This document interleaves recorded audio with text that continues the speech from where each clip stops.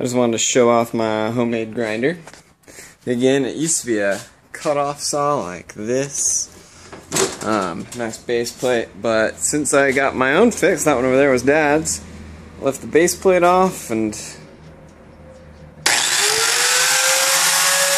I can just sharpen stuff.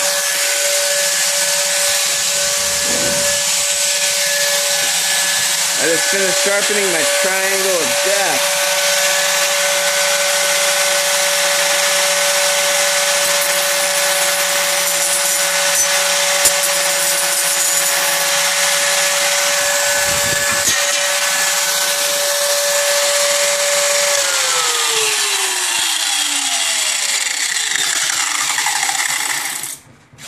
Another scary contraption which you should never try at home, children.